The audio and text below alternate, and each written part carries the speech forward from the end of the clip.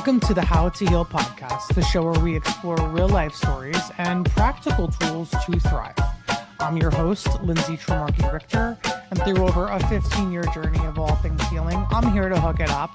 If you're feeling overwhelmed, looking for a deeper connection, or straight up in a psycho-spiritual crisis, I got you covered. Let's unearth your unique elixir to purpose, peace, and progress. Here we go. Welcome everyone to the How to Heal podcast. I'm so excited today to have Pierce Tai. Hello. Thank you for being on the show. I'm happy to be here. I have been taking your classes, I want to say for at least 6 months, maybe more. Probably. I've practiced a lot of places on Long Island. And I love Hot Yoga Curl Place because of the amount of classes that you guys offer and the type of teachers that you have and the sheer, the variety of classes. Right.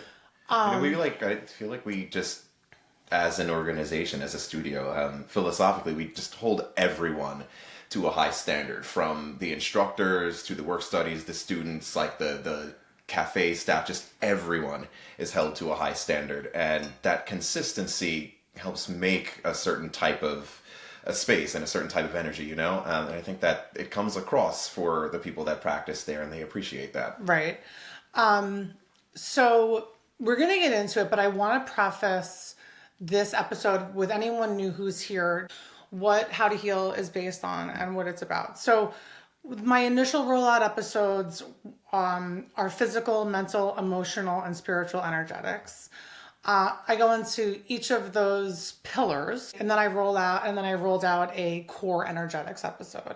And the core energetics episode is essentially standing in the center of the physical, mental, emotional, spiritual, and having access to optimal, vibrant health in all of those areas. Philosophically, right now, we just need a little bit more help grounding because we're getting taken away with devices and information and AI and all the things and what it means to be human. So why don't you tell us a little bit about yourself and your healing journey? All right. Yeah. Well, I got into a yoga practice in 2016, I want to say. Yeah. I've always kind of been active. I like moving. I like sports here and there, not crazy. But I worked out on the regular. There was a Planet Fitness right by Hot Yoga's Curl Place at the time. And I went to that Planet Fitness and I would drive past the studio all the time. And one day I was like, you know what? I've taken a hot yoga class once in my life and I kind of liked it. Let me just go in this place and see what this is about. And I went there and it was purely just I want to get a good stretch. I want to get a good burn. Right. And I went and I was going kind of repeatedly, and I realized over time that it became about so much more than just the burn, It was I was feeling good. I was focusing more on myself. I was kind of this was a time for me where I'm on my third or fourth life right now in terms of I got it. career or whatever. So I was kind of transitioning out of something and into something new, and just a little feeling lost in life a little bit. So having that practice really kind of just created a lot of clarity for me. And I started to feel I like this. I like the way that this makes me feel. I like the way that this kind of shines light onto some dark patches in my brain and in my soul. And I realized that I wanted to help create that for other people too. So when serendipity, we happened to host a training at the studio the following year, and I said, all right, sign me up, let's go. Awesome. Yoga has been my biggest eye-opener and spiritual teacher, and I attribute my path to all of the teachers that have taught me yoga. That's why after class I'm you're doing important work. I think that the practice of teaching yoga and the practice of listening to yoga is it's not just exercise, it is a mental discipline. When I was doing my undergrad, I have a degree in music. I think we've talked about that already. No, we didn't. We've never talked No, about that. what do you Oh, play? wow. I sing, which is why I Oh have my this God. voice, right? I sang opera for a long time. And so when I was in music school, I had a professor who once said, and this really stuck with me. It was about music, but like I totally attribute this to my teaching style as well. He'd said, we trust surgeons, or we expect surgeons to mend a broken body. You get onto a surgical table and they have to very carefully, very meticulously fix someone's body, and we trust them to do that. As a performer, in your crowd, you will have someone that comes in with a broken heart, with a broken soul, with a broken spirit, and your art of performance is meant to mend those pieces of a human. And so I take that was, it was said about performance, but I take that and I apply that to my teaching as well. Like I've literally had people tell me that my class has saved their life because they were really having a dark time and contemplating some dark things, and just getting into the practice and being consistent with it changed everything for them. Right. So it's like, it can be fun sometimes, and we can do all sorts of fun, fancy things, but at the end of the day, like, that's really what it's about. That's what, getting people to look inward and to mend those broken pieces, that's what it's all about. And it's such a delicate thing, like I take that as just the highest responsibility. Right. You can't play around with that. You have. I am so happy that you just said everything that you just said.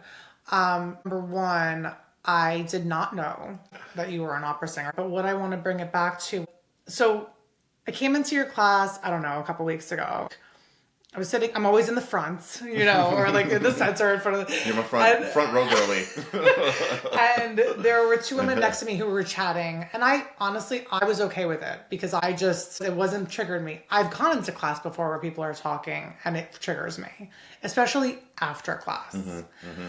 And you came in and you laid down the law of this structure that I hadn't heard a teacher articulate the way you articulated. And when we think about core energetics, it is a structure. Mm-hmm. There has to be boundaries. There has to be respect. Mm-hmm. It's mental, emotional, physical, spiritual structure. It's boundaries. Mm-hmm. It's a respect for the organization of how you approach something. And I think that when I heard you say that, I was just like, okay, we have to have a conversation. So can you talk to me a little bit about your healing journey? Yeah, so in July of 2022, I was in a very, very bad car accident. Like the kind that people don't walk out of. I was hit head on by someone who had lost control of their car. So I broke my ankle, I shattered my femur, I broke 4 ribs, I broke a wrist, fingers, I had all kinds of bruising and burns. I mean, it was pretty bad. And I was told by a few medical folks that there's a good chance I might not ever walk again. And, for me, like, as someone who loves movement, as like a full-time yoga teacher, as someone who just like celebrates all the things that the body can do, I mean, that was a devastating thing to hear. But I'm also very, very stubborn. Maybe because I'm a Capricorn, who knows? Oh, I forgot to mention. Duh. But yeah, Jamaican Capricorn, like, you can't get more stubborn. Yeah, I mean, I heard that news and I kind of just like internalized it for a bit, and I was like, okay, well, if that's what it is, that's what it is, but I'm gonna do my damnedest to make sure that I'm fighting for myself and doing everything I can to get back up on my feet. Because, I tell people there's this moment that I had where I saw the car in front of me, like, careening towards me, and I had about 4 to 6 seconds where I was kind of just like, wow, that's it. This is how it ends. Like, I said goodbye. I had decided that was it. It's over. There's no way I'm surviving these next few moments. But when you have a moment like that, like, when you actually accept that that's it, that it's over, I had a choice. I could either go out panicking and afraid, or I could just be at peace with everything. And so I took a breath and I said to myself, this is the last breath I'm ever going to take. Like, enjoy it. Think of all the people that you love. Think of all the things that you love, and let your last few moments be spent, like, just taking in all of that love that's been around you. And then after the impact, I was conscious for the whole thing, unfortunately. But I kind of opened my eyes and I went, oh, okay, well, I'm still here. So I'm there in my car, kind of like, okay, well, Oh my God. my eyes both work. And I just like immediately went into checklist mode. I was like, I have all of my teeth. That's cool. You're like that smile. Let's move the left fingers. Let's move the right fingers. Oh, there's a lot of blood around this car. Don't love that. We're gonna worry about that in a little bit. I'm gonna wiggle my left toes. Okay, I can move my left side and then the right side. And I was like, I can't feel my right side. Oh my God. Okay, we're not gonna look down because that's gonna make me panic. I'm not gonna worry about that. Let's try to take a deep breath.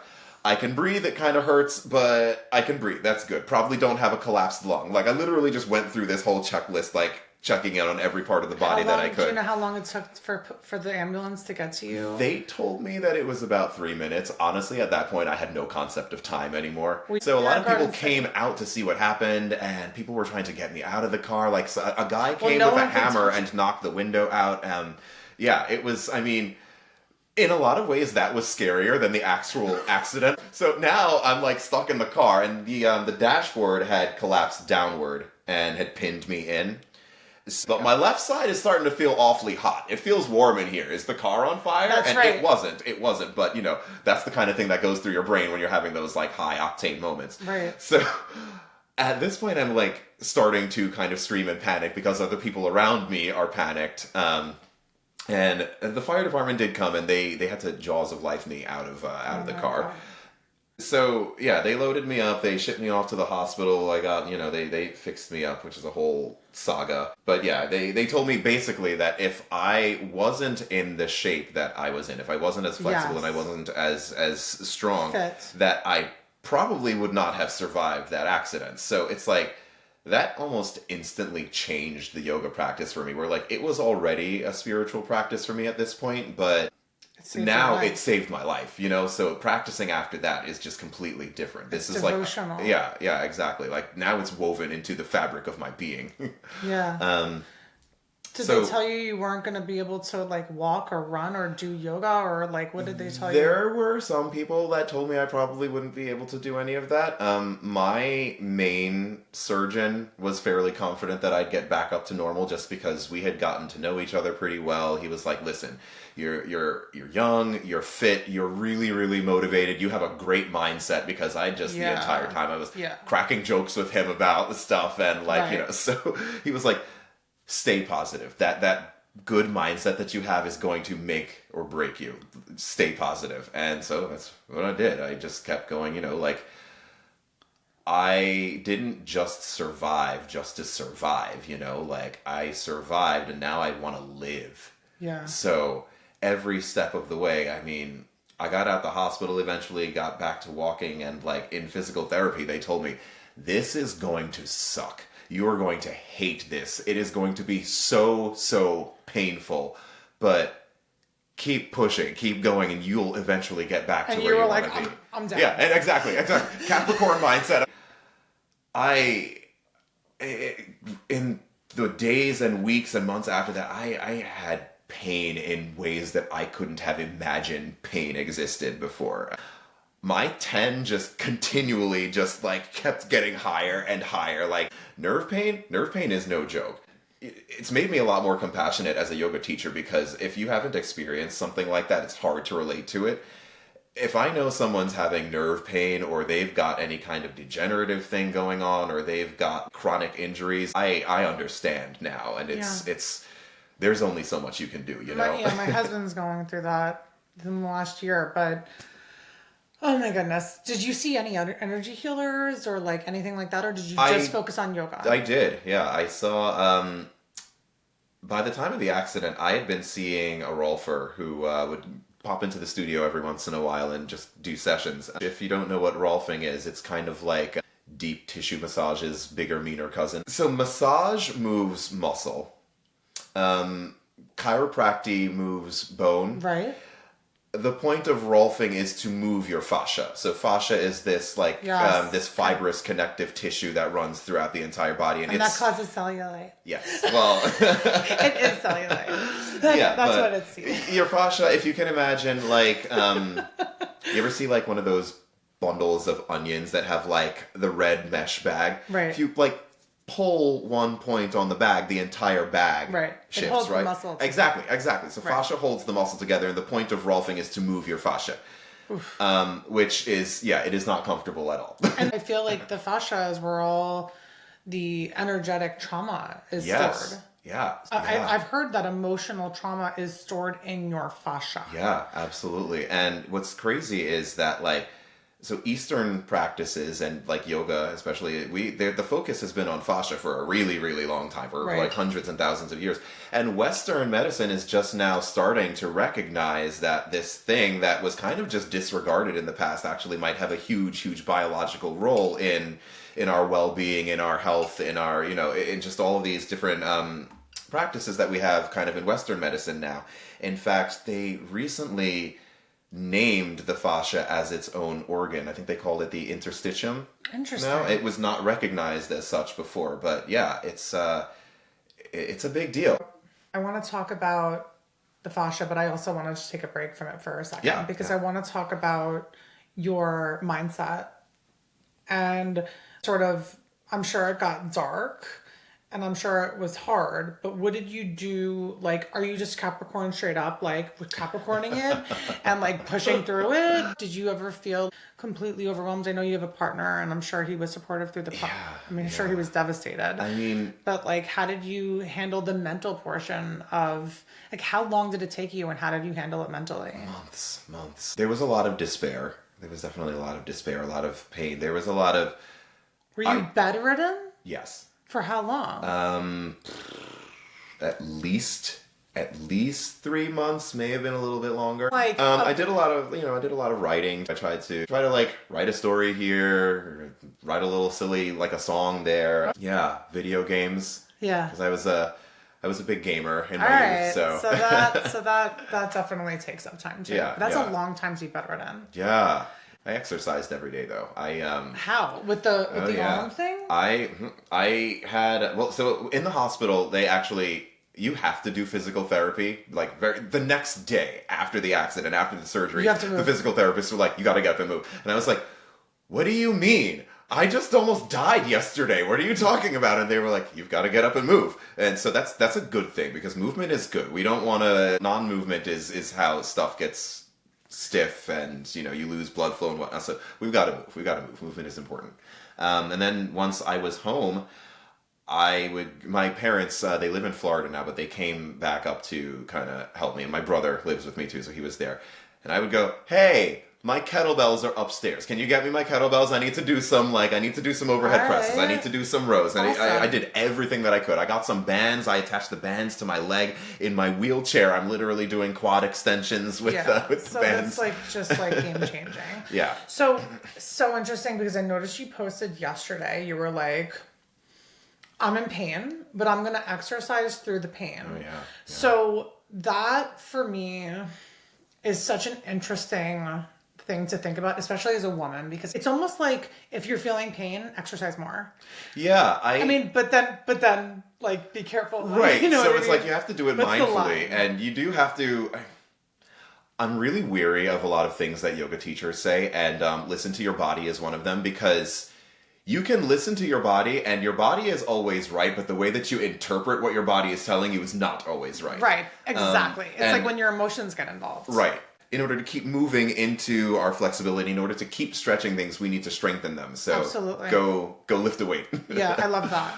Because I think that we're told we need rest, we're overstimulated, we need to take it easy. But listen, rest is important, but it's such a fine line. Because if we go back to fascia, what I was thinking I wanted to talk about was I do Orange Theory. Yes. And I was 37 when I gave birth to my first daughter. I was 40 when I got pregnant the second time. And we had been trying kind of, but like I was working out a lot. Right. I was working out like, I was doing like 6 or 7 Orange Theory classes a week. I believe it. I've seen the way you practice. Yeah. I believe it. Like on camera. But you know, when I decided that I needed a break. So I paused my Orange Theory membership.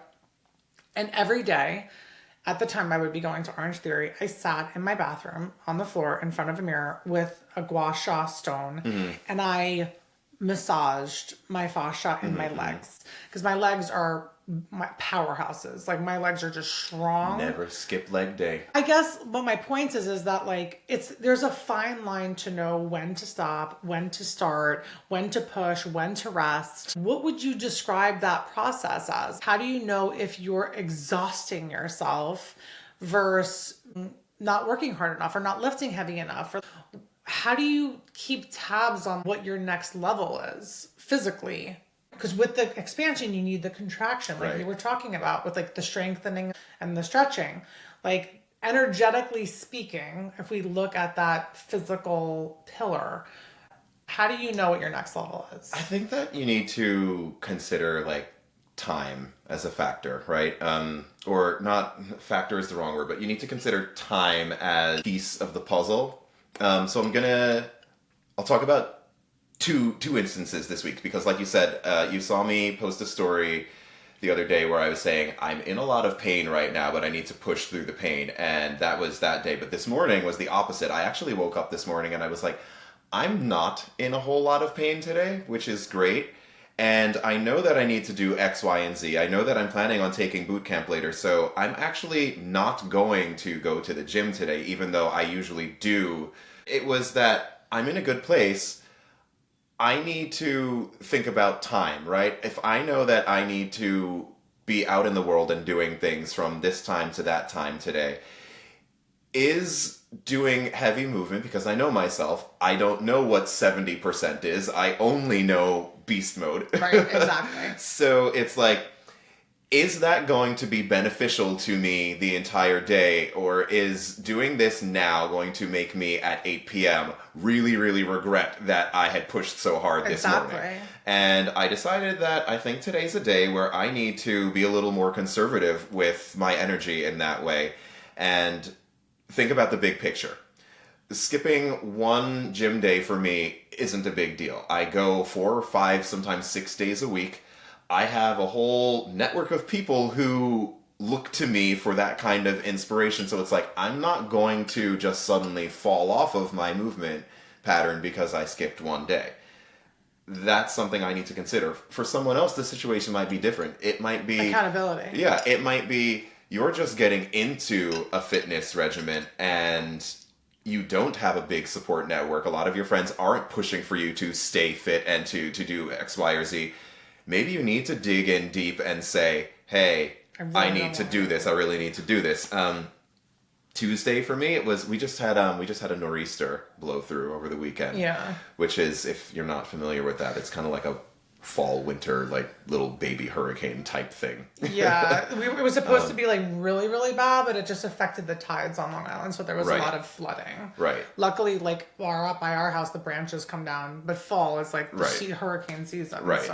So anytime any of those like bigger storms, especially the ones that originate in the tropics, anytime those blow through the area, anyone that has any kind of like chronic injuries or hardware or anything like that, we all feel it. And so from last week Thursday really is when it started till yesterday morning, I was in agony. My injuries swelled up, my hardware got stiff. Is it anytime it rains?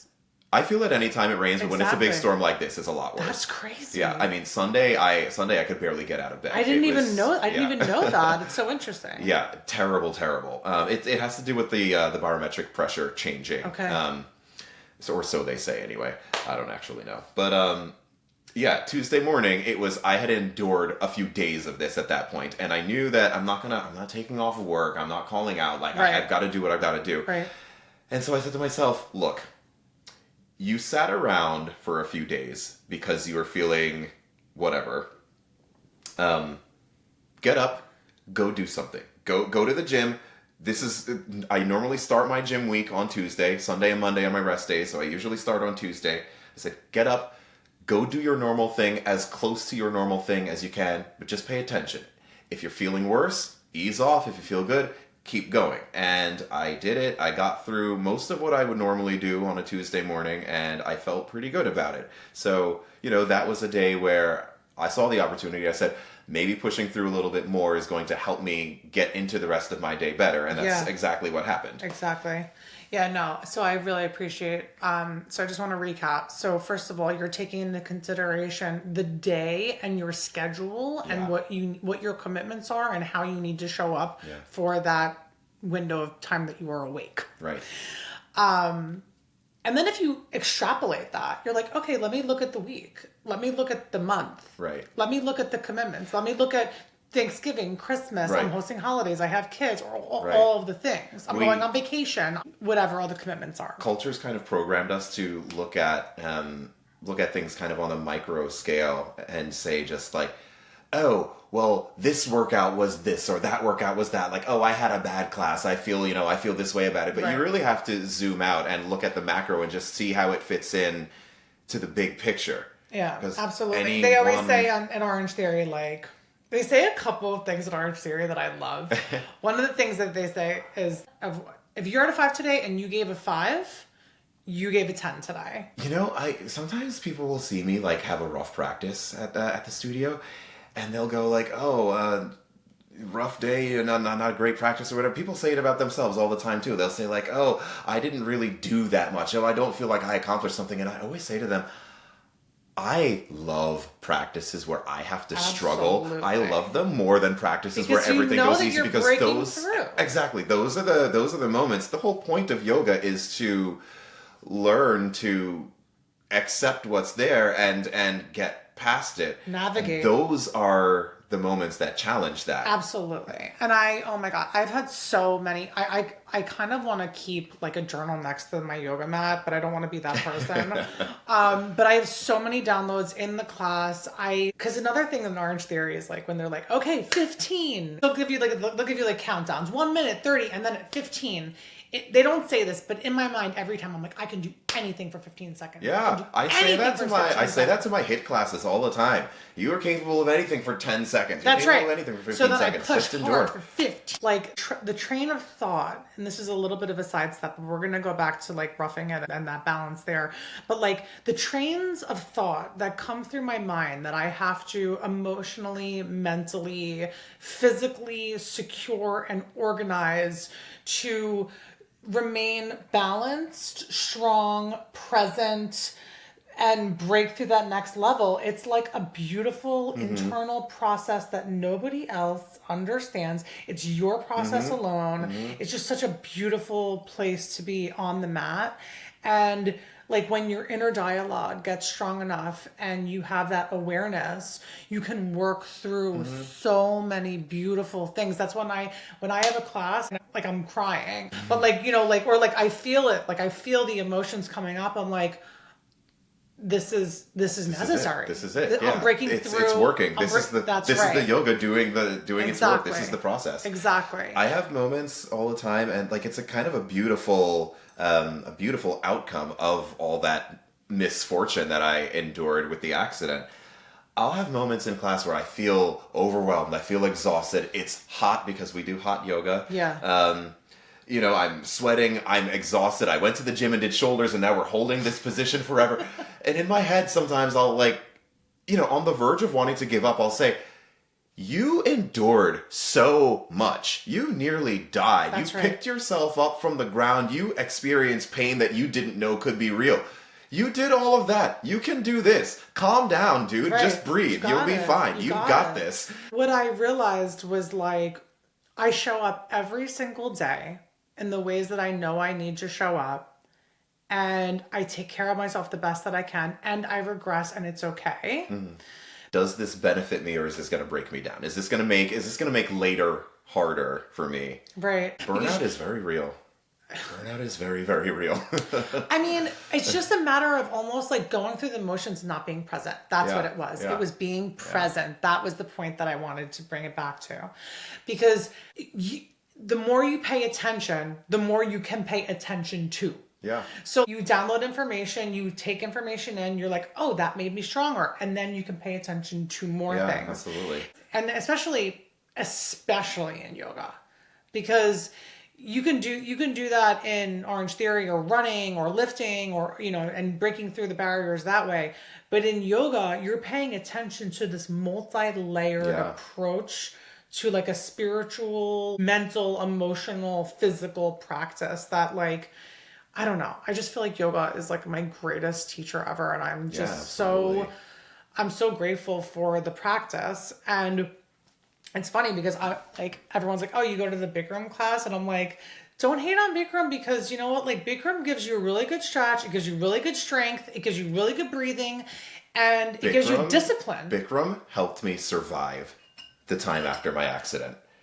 Because it's so structured that it's like you can't really hurt yourself in Bikram. It's so structured. I mean, you can, but like it's so structured. The discipline aspect of it, it's like, I think that yoga in the modern day has gotten this brand of like, it should feel good and it should feel nice all the time and everything should be pretty, and it's not the case, right? Like, no, it's not. It's like overstretching. Right. Like, in a lot of ways, it's really the opposite of that. In a lot of ways, it's about feeling bad and how you handle feeling bad, how you process what you deal, or what you do with it. So it was like, in those moments, like, look, did I want to step my recently busted up foot onto the ground with the physical therapist and like reawaken all of those damaged nerve? And no, I didn't want to do that. It was extremely painful, very uncomfortable, like in ways that were hard to wrap my mind around. But it was like that Bikram mindset of, this is what we're doing. This is what's happening right now. This is what we have to do.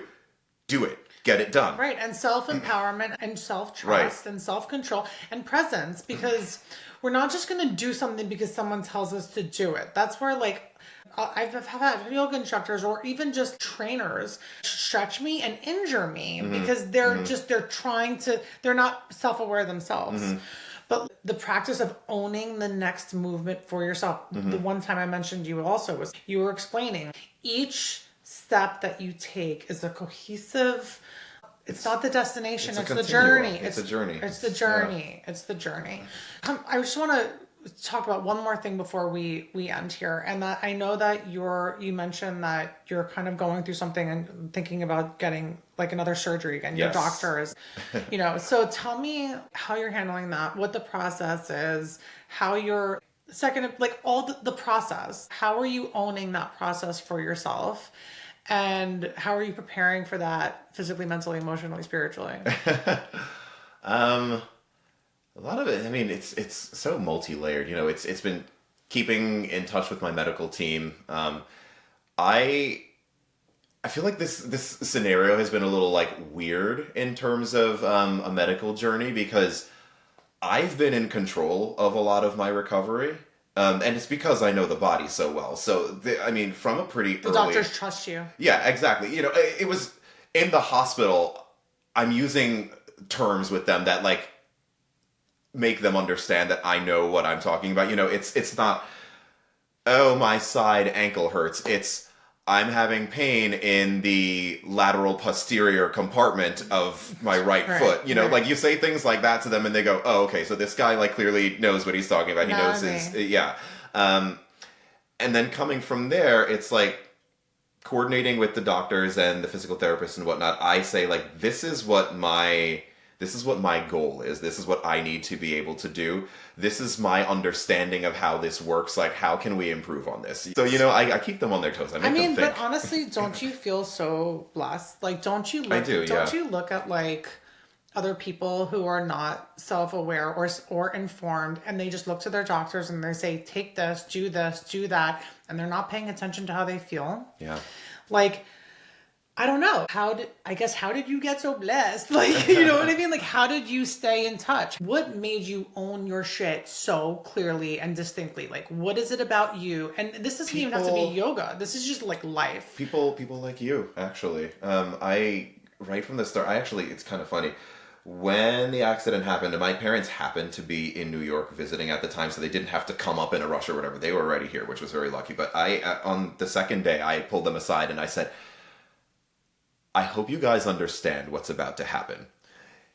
For the next few weeks, you are no longer my parents. You are PR people.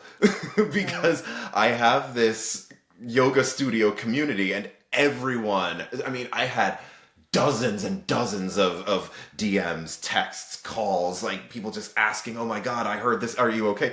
And then it was, well, can we come visit you at the hospital? How can I help you? What can I do for you? And it was like, I had so many people hoping for me, wishing for me, rooting for me, trying to help in whatever way they could. And it was like, I felt like I had this, not responsibility to them, but I felt like they were so invested in my well-being that I had to show up for them. I had to, like, you know, give back all of that love and give back all that energy. So it was like, I need to push myself hard. I need to land on my feet. I need to get back to where I was, like because they were your team. Yeah, exactly. Like and it like made on such a this huge team. difference. Such a huge You know, difference. honestly, Pierce, like when you described the moments before you got hit by the car, that really resonated for me, because like seeing things and experiencing things and having like very visceral reactions that are unconscious. And throughout my life, I had this experience of I was dying in sleep, and the thought was just, I love you, like this despair of wanting people to know, someone or something to know how much I loved it. I was there. I'm so grateful. Like, I'm going in peace.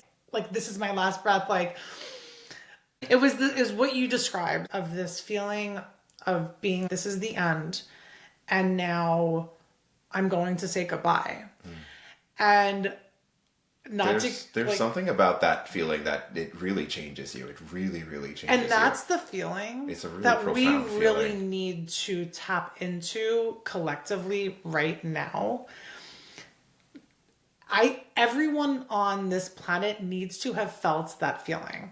Yeah, it's a really powerful feeling. I mean, so many people where, you know, I feel like the people we love the most are the ones that, like, kind of irritate us the most also. And, like, there are some people who I'm just like, I am constantly mad at you. I am constantly annoyed by you. You chew too loud. Get away from me. But then it's like, in a moment like that, none of that matters. Like, just that person is your image of them, your experience of them is so pure in a moment like that, and it's just like, that person loves me and I love them, and this is one of my people, and like, I am holding on to the image of them and holding on to the thought of them, to the love of purity, them, like, right, in this last moment, because that's what really matters to me. None of the other stuff really matters, you know? Yeah, I think, oh my God. And it's the essence of the soul that is like, it's the higher essence of the soul that we have to constantly be reminded of to be better and to see through. I had this moment in the hospital. I haven't shared this with a whole lot of people, but it was, I think it was pretty early on, within the first few days that I was in there. And I was in the hospital for, like, collectively about a month. In like different spurts, but like it added up to, I think, about like 27 or 28 days or something. Yeah, it's a long time. It was a long time. And to so be in like a clinical setting, like right, a sterile setting, like right. that. I mean, the hospitals are not good places. Right. I love what medicine is able to do, but hospitals are not good places for the soul. They're not there to help you rest. They're there to help you heal. Right. Yeah, that's for sure. I mean, like, people waking me up at all odd hours saying, "Hey, I need to prod you and, you know, do a little blood test on this or that." Yeah, it was wild. But I had this moment where a chaplain had come into my room, and I guess they have chaplains that go around of the different religions and whatnot, and just, you know, to bring prayer to people if they want it. And I grew up in Catholic school and whatnot. You know, So like, I'm definitely not a church every Sunday kind of guy, but I grew up with it, and they're, you know, I have my own, I have some religious beliefs for sure, spiritual beliefs for sure, and my mom is definitely she goes to church. She goes to church. She loves the Bible. You know, she's got her little Bible study group and whatnot. So the chaplain came in and asked if I wanted to pray, and she was kind of, encouraging it. But I right away, I said, yes, let's pray, which was to her huge surprise because she thought that I'd be like, get away from me. But he asked me if there was anything I wanted to pray for. And I guess my mom, like, not really... it was this moment where, like, my mom, I think, saw me as a person for the first time. Like, really, really saw into me as a person. Right. I think that she expected, and, you could expect this of anyone in that situation, she expected me to ask to pray for myself, for my healing, or my, whatever. But it's not what I asked the chaplain to pray for. I wanted to pray for all the other people that were in a situation like mine that didn't have all the benefits that I had. Didn't have, like I said, I had all these people from the yoga studio cheering for me. I had my parents who were there, luckily, to come and help support me. I had my partner. I had really great friends. I had all of these things around that were such good positive factors. I had health, I had fitness, I had this brain that's just inquisitive, and I know so much about the body and whatnot. And so it was like, I wanted to pray for people that didn't have those things, because I knew in the end that would be what made the difference for me. And anyone not having that, I mean, I wish that I could just, take a piece of my heart and give it to those people, because it makes the connection, the support system, it makes so much of a bigger difference than people realize.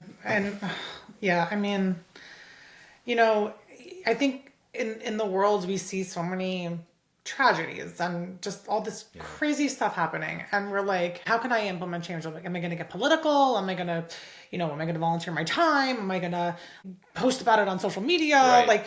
And that is literally the antidote. What you just described is pulling the strength that you have and being grateful for it, and helping other people, not just wishing, but just like thinking, being grateful for it,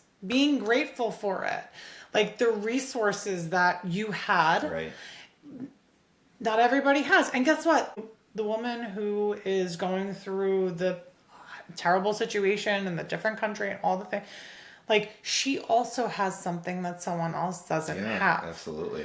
So it's not like, oh, I'm living this life of privilege and not it's right. We all have a light. Piece. We all have a piece. We all have a light that we have to hold onto, and like the more we can appreciate that light, the brighter it gets. Right.